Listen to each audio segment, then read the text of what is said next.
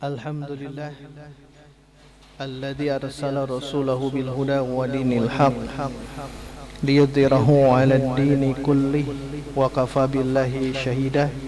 Asyhadu an la ilaha illallah wahdahu la syarika lah wa asyhadu anna Muhammadan abduhu wa rasuluh. Amma ba'du.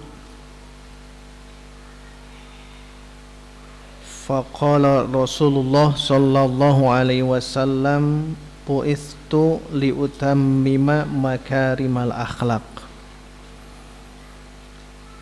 Hadirin ikhwatu iman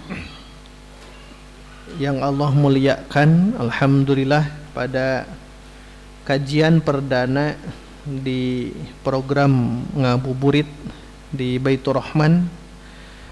Pada kesempatan ini insyaallah kita akan mencoba membacakan satu kitab yang diberi judul Mau'izatul Mu'minin.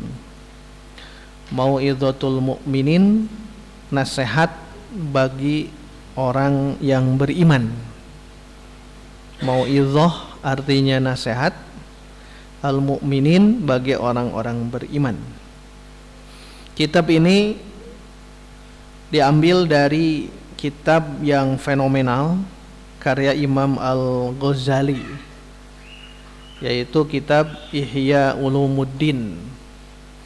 Kitab Ihya Ulumuddin di situ menjelaskan bagaimana kehidupan kita di alam dunia ini agar bisa menghidupkan ilmu-ilmu agama, baik itu ilmu yang sifatnya ta'abudi, yaitu ibadah salat, saum, zakat, haji. Di kitab Ihya Ulumuddin seluruh yang tersirat di dalam ibadah mahdhah tersebut itu dijelaskan oleh beliau. Namun di sini diambil hanya beberapa nasihat saja, tentunya hanya beberapa poin ya. Tidak selamanya diambil, tetapi diambil beberapa poin sebagai nasihat. Maka kitab Ihya Ulumuddin itu banyak yang mensyarah, banyak yang meringkas juga. Nah, di antara ulama yang meringkas kitab Ihya Ulumuddin yaitu kitab Mau'izah al-Mu'minin min Ihya Ulumuddin. Penyusunnya adalah Al-Allamah Asy-Syaikh Muhammad Jamaluddin Al-Qasimi Ad-Dimashqi. Kita tahu ya, Al-Qasimi di ranah ilmu Al-Quran dan tafsir atau di tafsir ada nama kitab tafsir Al-Qasimi. Nah, itu beliau menyusun kitab tafsir Al-Qasimi tersebut. Dan di sini pun beliau mencoba untuk mengambil saripati yang ada dalam Ihya Ulumuddin, sehingga beliau membuat satu kitab namanya Mau'izatul Mu'minin, nasihat bagi orang-orang yang beriman. Nah, tentunya tidak akan kita bahas ya, karena kita hanya punya pertemuan itu sekitar 8 pertemuan atau 7 pertemuan. Jadi tidak kita bahas satu demi satu. Jadi kitab setebal ini tidak akan diambil semuanya, akan kita ambil beberapa poin saja sebagai gambaran ya, sebagai gambaran sambil ngabuburit ya. Kitab ini wabil khusus Ihya Ulumuddin, kitab ini Mau'izah Mu'minin yang pertama itu membuat kitab-kitab khusus.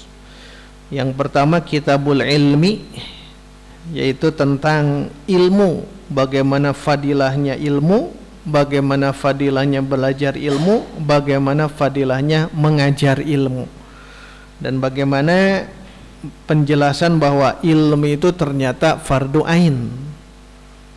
Jadi bermula tentang keilmuan dalam kitab Mau'izah ini. Tetapi di sini kan nanti ada di antara ustadz yang memfokuskan tentang Kitabul Ilmi.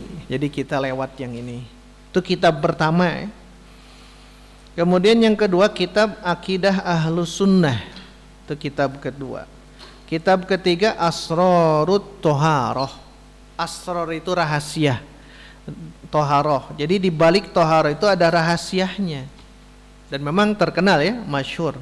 Ihya Ulumuddin itu membicarakan tentang suluk, membicarakan tentang akhlak, apa yang tersirat di fikih gitu. Apa yang tersirat dalam toharoh, apa yang tersirat dalam sholat, saum, zakat dan sebagainya.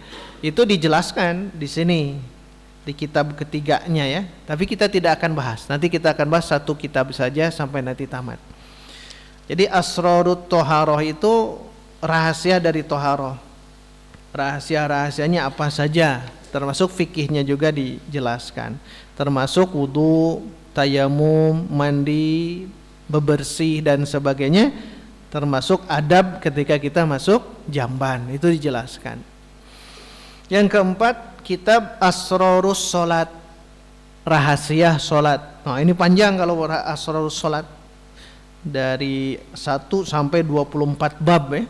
Kitab Asrarus Sholat ada 24 bab, disodorkan oleh Syekh Al-Qasimi, Jamaluddin Al-Qasimi, tentang fadilah mulai azan, tentang sholat yang wajib, menyempurnakan rukun, fadilah sholat berjamaah, sujud, khusyuk, terus sampai berakhir nanti apa yang mesti difahami kita tentang sholat-sholat yang nafilah atau sholat yang sunat, sholat-sholat sunat. Itu tentang sholat. Setelah sholat, zakat. Yang nomor 5 Asraruz Zakat. Itu zakat, apa yang tersirat di dalam zakat itu dibahas dalam Mau'izatul Mu'minin. Yang keenam Asrarus Saum. Nah ini penting juga saum ya. Tapi nanti ada ustadz yang nanti membahas tentang bab fiqhus siam. Jadi tidak kita bahas yang ini fiqhus siam. Bahkan semuanya juga hampir banyak membahas tentang bab siam. Nah ini kitab yang keenam. Maksud kitab keenam itu yang satu jilid ini ya. Satu jilid ini diringkas oleh beliau karena Ihya Ulumuddin kan ada di situ. Boleh nanti dicek di perpustakaan, nanti kajian ini lihat aslinya itu. Aslinya semakin panjang lebar. Ini ringkasan saja. Jadi kitab keenam itu kitab saum, tentang Asrarus Saum. Yang sering kita mengenal, sedikit saya jelaskan. Imam Al-Ghazali kan membahas orang yang siam atau saum itu kan ada 3. Satu, saumnya umum. Yang kedua, saumnya khusus. Yang ketiga, saumnya khususul khusus. Nah, ini yang paling tinggi yang ini ya. Hese no ya teh. Kalau saum umum hanya menahan lapar dan dahaga saja. Itu saum umum seperti anak kecil. Kalau yang kedua, saum khusus itu saumnya yang bisa menjaga indra, panca indra kita, dijaga dari sesuatu yang membuat bukan batal. Mungkin kalau dalam bahasa Sunda hapa Jadi lisannya tidak dijaga, pandangan tidak dijaga, secara hukum sah saumnya, tetapi di balik itu tidak gitu. Itu hapa bahasanya. Nah, yang paling tinggi itu adalah saum khususul khusus, sudah khusus dikhususkan lagi. Kalau dalam ini VIP ya, VIP, jadi satu kelas yang sangat luar biasa spesial. Nah itu nanti dibahas itu ya, banyak nanti Ustadz membahas tentang rahasia saum. Kitab ke-7 Asrarul Haji, rahasia haji, itu lewat saja. Kitab ke-7 itu, ke-8 adab tilawah Quran. Nah ini sering juga kan dibahas tentang bagaimana adab tilawah Quran, tentang bagaimana keutamaan Quran, bagaimana keutamaan ahlul Quran, bagaimana celaan bagi orang yang menganggap sepele terhadap tilawah Al-Quran, menganggap sepele ya. Bagaimana zahirnya adab tilawah Quran, bagaimana batinnya adab tilawah Quran. Jadi zahirnya mungkin harus bersih gitu ya, bersih menghadap kiblat, itu zahir. Nah nanti ada tambahan lagi bagaimana a'malul batin fit tilawah. Itu dibahas itu ya dalam kitab yang ini. Tapi kita tidak akan bahas ini ya, nanti kita jelaskan. Yang 9 kitab Al-Azkar wad Da'awat, zikir-zikir dan doa-doa. Zikir seperti tasbih, tahlil, tahmid, takbir. Kemudian ada fadilah doa, adab berdoa, salawat kepada Nabi, istighfar, adab tidur dan sebagainya. Ini zikir dan doa nomor 9. Nomor 10 adabul akli, sudah masuk ke ini ranah dalam muamalah ini ya. Kalau tadi kan ranahnya fikihnya fikih ta'abudi ya, di fikihnya fikih tentang ibadah, ini muamalah. Yang ke-10 kitab adab akal, adab makan dan juga diafah. Diafah itu bertamu, adab bertamu, itu dijelaskan. Ke-11 adab nikah. Yang santri mah cocoknya adab nikah. Pada dibahas adab nikah. Jika Dimas sudah siap Dimas ya. Adabun nikah itu yang ke-11. Kemudian yang ke-12 adabul kasbi wal ma'ash. Jadi kitab ke-11 itu adab tentang kasab, usaha kita ya, usaha kita, ma'isyah kita. Jadi dibahas di sini. Bagaimana keutamaan kasab dan anjuran untuk kita berkasab, untuk juga menjalankan muamalah dengan cara ihsan. Kalau nanti tajir sebagai seorang pebisnis itu harus syafaqah ala dini, terhadap agamanya, harus santun terhadap agama bagi para pebisnis. Itu di adab al-kasbi wal ma'ash. Yang ke-13 kitab al-halal wal haram. Nah, ini tentang khusus jenis-jenis halal, jenis-jenis haram, derajat halal, derajat haram, tingkatan syubhat. Itu dijelaskan di situ ya, di kitab ke-13. Kemudian ke-14-nya kitab adabul ulfah wal ukhuwah was suhbah wal muasyarah ma asnafil khalqi. Jadi adab kita berlemah lembut, ukhuwah, bersahabat, bergaul dengan jenis-jenis akhlak kriteria yang ada dalam diri kita. Hak harta, hak lisan, hak memaafkan, hak doa, hak muslim, hak bertetangga, itu semua dibahas di sini. Kitab ke-14. Nah, baru ke-15 kitabul uzlah. Uzlah itu mengasingkan diri. Jadi kalau di sini jelaskan memang uzlah atau mukhalatoh, antara mengasingkan diri atau berbaur dengan yang lain, itu perlu dibahas. Kenapa perlu dibahas? Satu waktu kita bermukhalatoh ya. Mukhalatoh itu berbaur dengan yang lain. Seperti kalau kita tadi taklim, belajar bersama, itu harus memang dalam keilmuan, dalam mengajarkan, dalam memberikan manfaat kepada orang lain. Tetapi satu waktu kita pun mesti beruzlah. Nanti dibahas di sini di kitab ke-15. Ke-16 adabus safar. Jadi adab safar itu di kitab ke-16. Ini di Ihya Ulumuddin sama ya yang ini. Ke-17 al-amru bil ma'ruf wan nahyu anil munkar. Nah, itu 17 amar ma'ruf nahi munkar. Dan ternyata uniknya luar biasa ya. Wabil khusus tentang kemungkaran. Kemungkaran dalam kebiasaan, adat kebiasaan, kemungkaran di masjid, kemungkaran di pasar, kemungkaran di jalan, kemungkaran di jamban, kemungkaran ketika bertamu, dan kemungkaran secara umum. Nah, itu dipilah dan dipilih berdasarkan pasal-pasalnya. Jadi Masya Allah kalau kita mengkaji ini ya, akan muncul syafaqah, akan muncul al-hilmu, akan muncul kerendahan atau kelembutan, rikok ya, akan muncul kelembutan hati karena kita belajar yang begini. Karena itu diperlukan juga. Kemudian ya ke-18 al-adabun nabawiyah wal akhlaqul muhammadiyah. Adab nabawi dan akhlak muhammadiyah. Nah, mungkin yang ini kita akan bahas ya. Kita akan bahas di yang poin ke-17 ya. Poin ke-18 adab nabawi dan akhlak muhammadiyah. Karena nanti kita akan membahas bagaimana Allah mentakdib, memberikan pengajaran adab kepada Nabi Muhammad sallallahu alaihi wasallam. Dengan apa Allah mentakdib Nabi? Ada yang tahu? Mentakdib dengan Al-Quran. Jadi takdibnya dengan Quran, maka kajian awal nanti akan muncul Quran, ayat-ayat yang membahas tentang ya ayyuhalladzina amanu, ya ayyuhan nas, atau wabil khusus ya ayyuhan nabiyyu. Jangankan ya ayyuhan nabiyyu ke ya ayyuhalladzina amanu saja, Nabi sudah melaksanakan itu.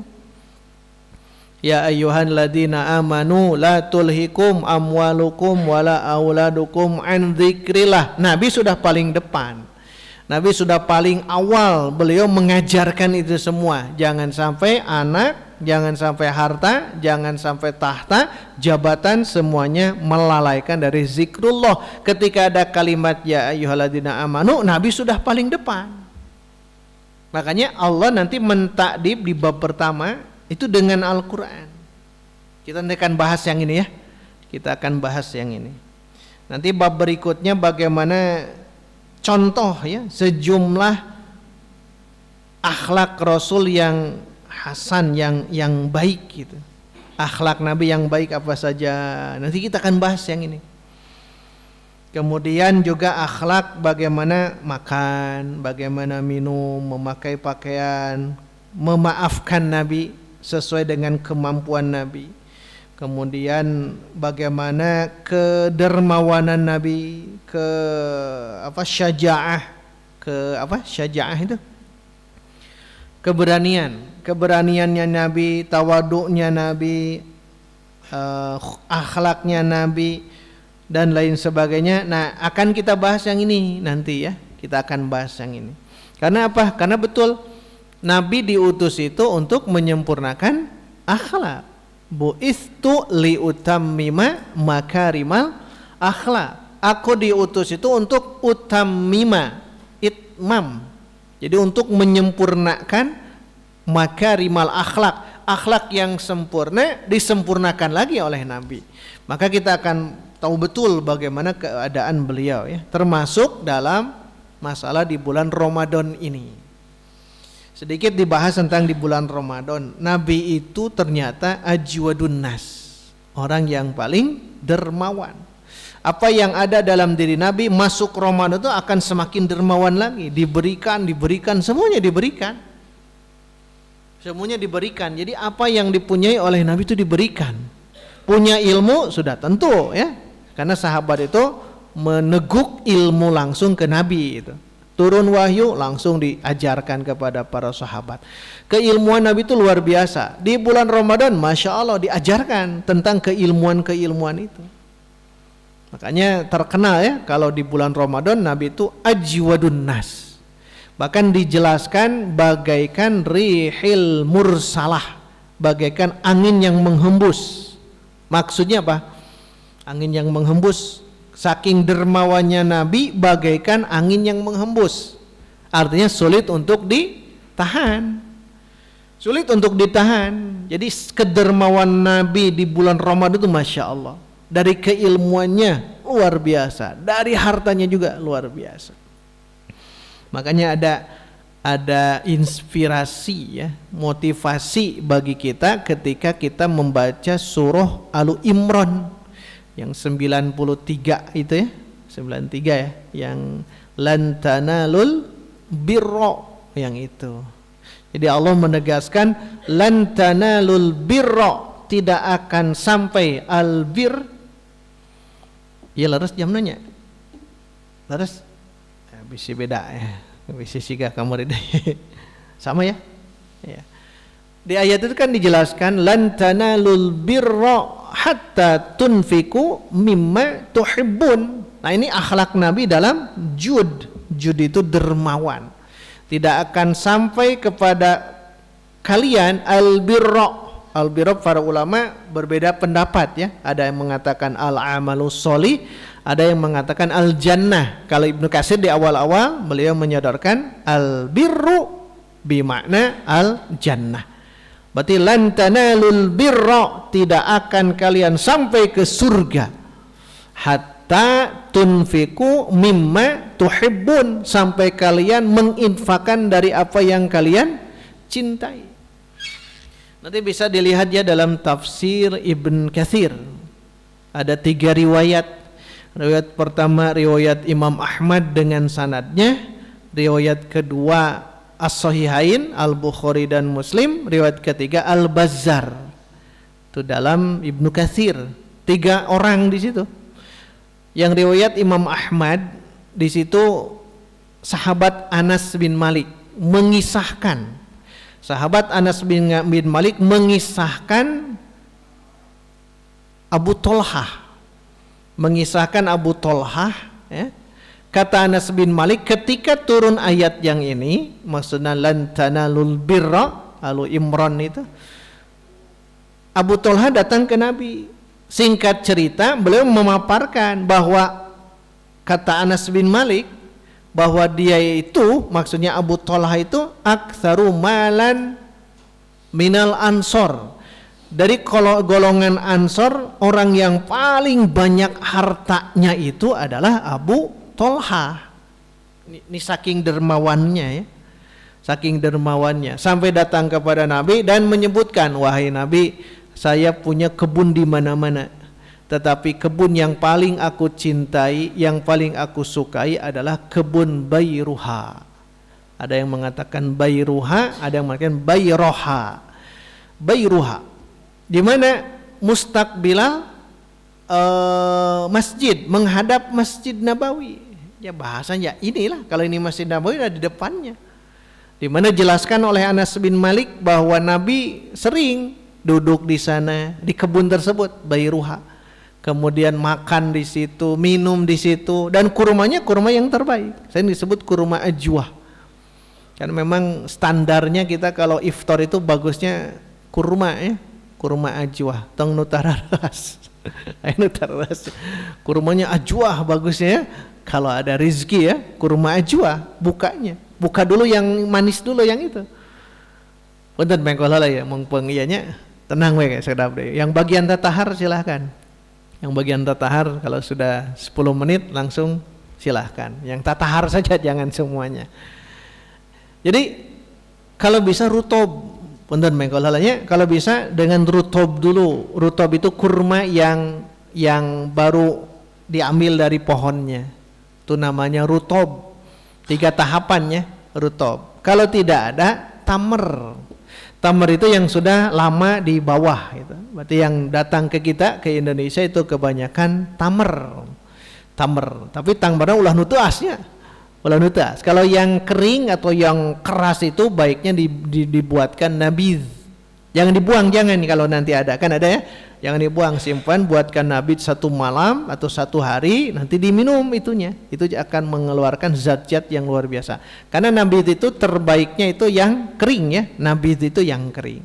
Nah, jadi rutob dulu, kalau tidak ada tamer, kalau tidak ada baru air. Nah, jadi itu tahapannya. Tawaka bala-bala. Bala-bala, kayak bala-bala mah. Setelah yang tadi baru ya. Nah, jadi itu dulu biasakan nih. Air dulu, air sudah siap ya. Air sudah disiapkan, kemudian semuanya disiapkan semuanya ya. Paham gitu ya? Jadi kembali ke yang tadi bahwa Abu Tolhah itu, masya Allah, beliau itu sangat-sangat mencintai kebun Bayruha di depan Masjid Nabawi.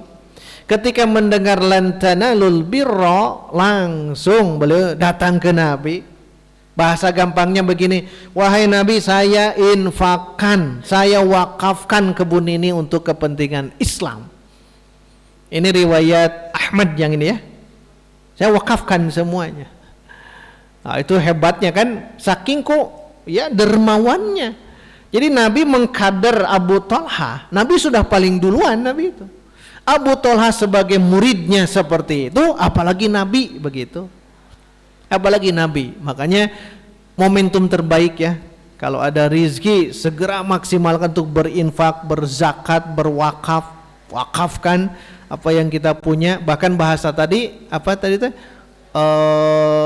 bahasanya hatta tunfiku mimma tuhibbun, sehingga kalian menginfakkan apa yang kalian cintai. Ayeuna lamun Cahyadi nu paling dipikan cintai naon tah? Infakeun teh ayeuna. Silakan. Masing-masing beda ya. Ayo infakkan ke yang lain. Masya Allah, itu Abu Tolhah. Kedua dalam Sahihain Bukhari Muslim, sahabat Umar yang ini, Umar bin Al-Khattab radhiyallahu anhu. Sahabat Umar bin Al-Khattab juga ketika mendengar ayat lan tanalul birra datang kepada Nabi. Ini baru 3 kisah ya di Ibn Katsir. Belum nanti kalau dibaca lagi di Fathul Qadir Syaukani di tafsirnya, belum di nanti di Ibnu Asyur. Apa itu kitab tafsirnya Ibnu Asyur? Itu kan banyak tentang kisah-kisah sahabat yang jadi inspirasi. Ini Ibnu Katsir saja. Jadi yang kedua adalah kisahnya Umar bin Al-Khattab. Sahabat Umar bin Al-Khattab datang kepada Nabi. Rasul, tidak ada yang saya punya anfasu malan, harta yang paling berharga bagiku kecuali kebunku yang ada di Khaybar. Khaybar itu perkampungan Yahudi. Tidak ada yang aku punya kebun kecuali kebun di Khaybar. Maka mulai saat ini saya wakafkan. Itu Umar bin Al-Khattab, Masya Allah ya. Beliau luar biasa, judnya itu, dermawannya luar biasa. Apalagi Nabi begitu ya. Sahabat saja dididik oleh Nabi seperti itu, apalagi sosok nabinya. Tapi kata Nabi apa di hadis itu? Kata beliau, habbisil asla, akarnya, pohonnya habis, tahan. Jangan ditebang, jangan diinikan. Wasabbilil samarah, dan buah-buahannya masukkan ke jihad fisabilillah. Maka ulama menyebutkan inilah yang dimaksud dengan wakaf produktif. Wakaf produktif, wakaf yang pertama kali dilakukan di antara sahabat Nabi adalah sahabat Umar. Jadi sahabat Umar mewakafkan sebidang tanah kebun kurma yang ada di Khaybar.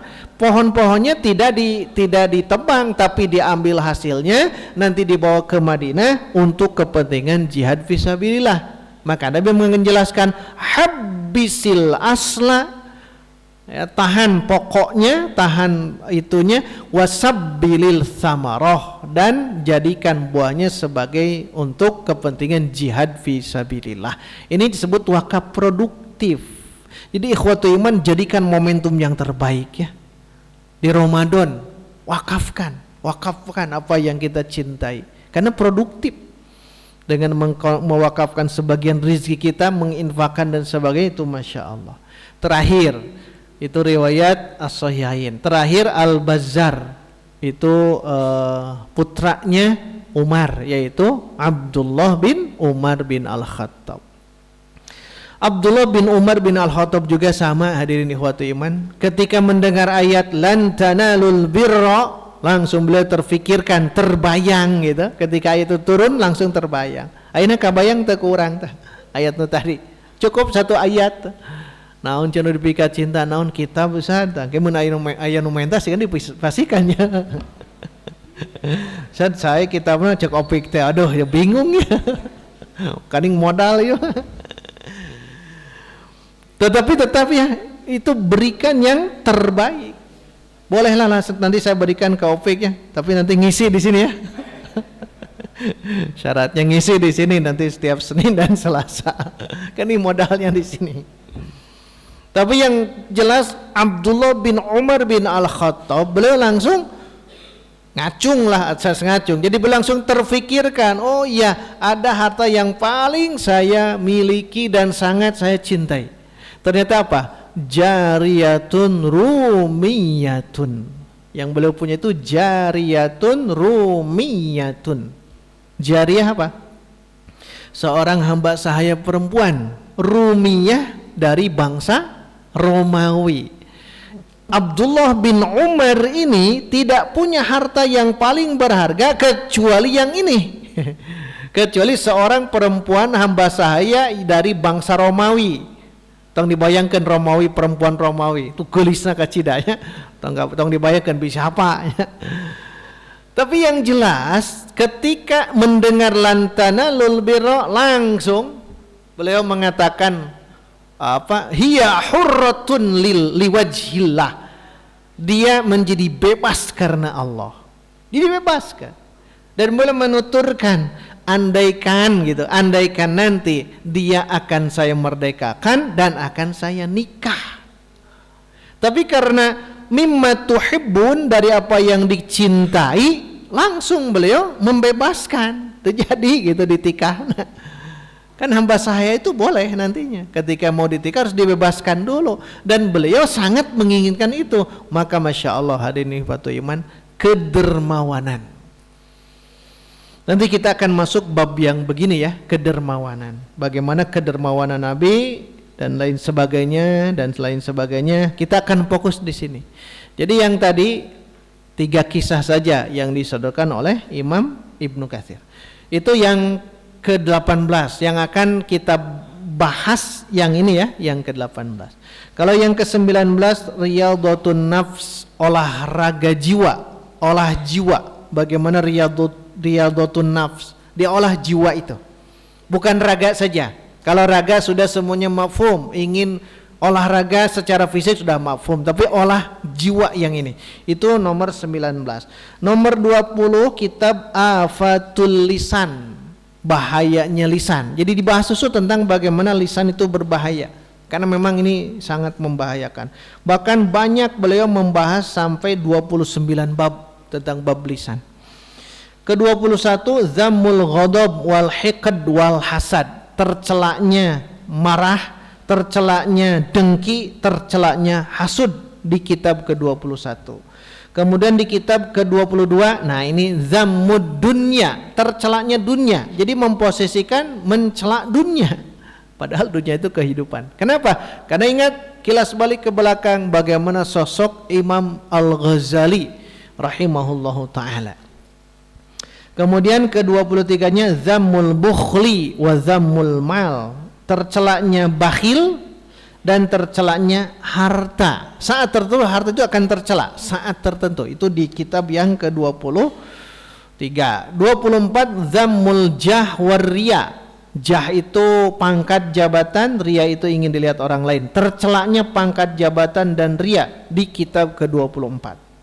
Ke-25 Zammul Kibr wal Ujub. Kibr, takabur, ujub, ya ujub, tercelaknya kesombongan dan keujuban. Itu 25. 26 Zammul Ghurur.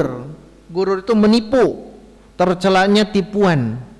Itu gurur kepada manusia, gurur kepada Allah. Yang ke-28 baru Kitabut Taubah. Nah, jadi kitab taubat dipungkas terus, kitab taubat. 28 kitab As-Sabru Wasyukru. Kemudian 29 Al-Khauf war-Raja. 30 Al-Faqru waz-Zuhd. 31 An-Niyat, niat di akhir ya, an-niyat wal ikhlas was sidqi. 32 al-muhasabah wal muraqabah.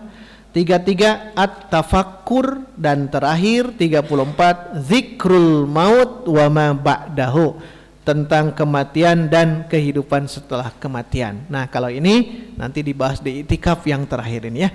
Baik, hadirin ikhwatul iman, cukup untuk kajian ngabuburit saat ini. Saat waktunya untuk kita iftar. Semoga kita diberi pahala oleh Allah Subhanahu wa taala dengan program ngabuburit Baitur Rahman, dan insyaallah kita akan maksimalkan ya setiap hari selama bulan Ramadan untuk sama-sama belajar dan belajar lagi tentang agama Islam yang benar. Aqulu qouli hadza wa astaghfirullah li wa lakum walhamdulillahirabbil alamin. Wassalamualaikum warahmatullahi wabarakatuh.